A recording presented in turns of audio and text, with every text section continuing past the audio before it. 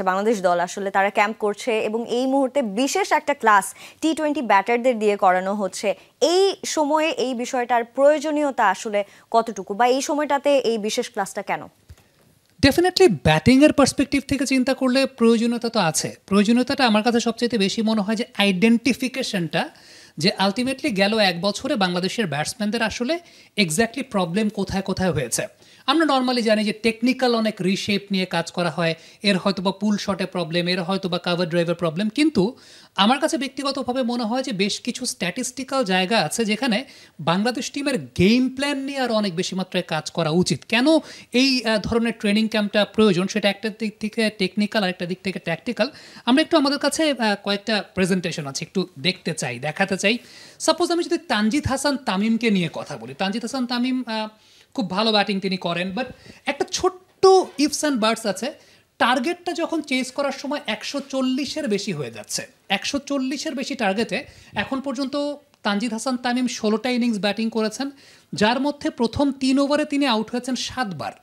তার মানে 140-এর বেশি টার্গেট যখন, তখন 16 ইনিংসের মধ্যে 7 বার তিনি প্রথম 3 ওভারে আউট হয়ে যাচ্ছেন, প্রথম 6 ওভারে আউট হচ্ছেন 12 বার।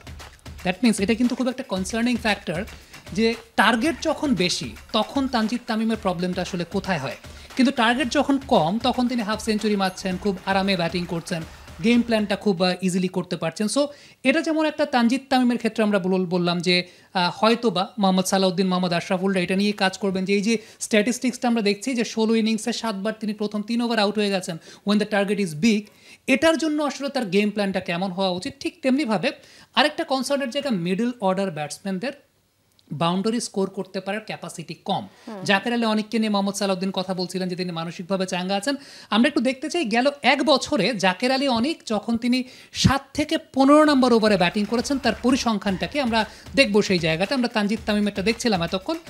গত এক বছরে জাকের আলী অনেক যখন 7 থেকে 15 নম্বর ওভারে ব্যাটিং করেছেন তার বাউন্ডারি স্কোরিং রেশিও কিন্তু অনেক কম। আমরা পরিসংখ্যানটা আসলে দেখো, 7 থেকে 15 নম্বর ওভারে 14 ইনিংসের তার স্ট্রাইক রেট 99.4, 5টা 6 মেরেছেন, 10টা 4 মেরেছেন। তার মানে 14 ইনিংসে তিনি গড়ে একটা করেও বাউন্ডারি মারতে পারেন নাই প্রথম এই মিড ওভার্সে, 7 থেকে 15 নম্বর ওভারে। যেটা আমরা দেখি বিপিএলে মিড ওভার্সে ডমিনেট করেন বিদেশি প্লেয়াররা, আমাদের দেশি ব্যাটসম্যানরা কিন্তু মিড ওভার্সে খুব বেশি আসলে খেলেন না। সো আমরা জাকের আলী অনেকের ক্ষেত্রে দেখলাম, আমরা একটু নুরুল হাসান সোহানের ক্ষেত্রে দেখি যে আসলে কি প্রবলেমটা। সোহানের ক্ষেত্রে ব্যাপারটা সেরকম, 7 থেকে 15 নম্বর ওভারে 5 ইনিংসের মধ্যে তিনি মাত্র একটা 4 মেরেছেন, একটা 6 মেরেছেন। তার মানে ইনিংস প্রতি একটা করেও বাউন্ডারি নাই। স্ট্রাইক রেটটা আমরা সেই জায়গায় দেখছি 75, ডট বল খেলেছেন 45%।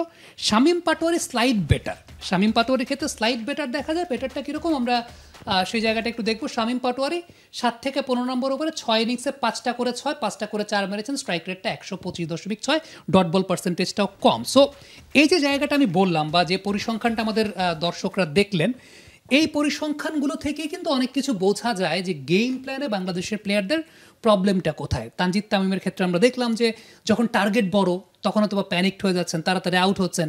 মিড ওভার্সে ব্যাটসম্যানদের বাউন্ডারি স্কোরিং ক্যাপাসিটির জায়গাটা কম। আই হোপ এই ব্যাপারগুলো নিয়েই হয়তো বা কাজ করা হবে, বা এই ব্যাপারগুলো নিয়ে কাজ করলে প্লেয়াররাও আরও পলিশড হতে পারবে, আই গেস।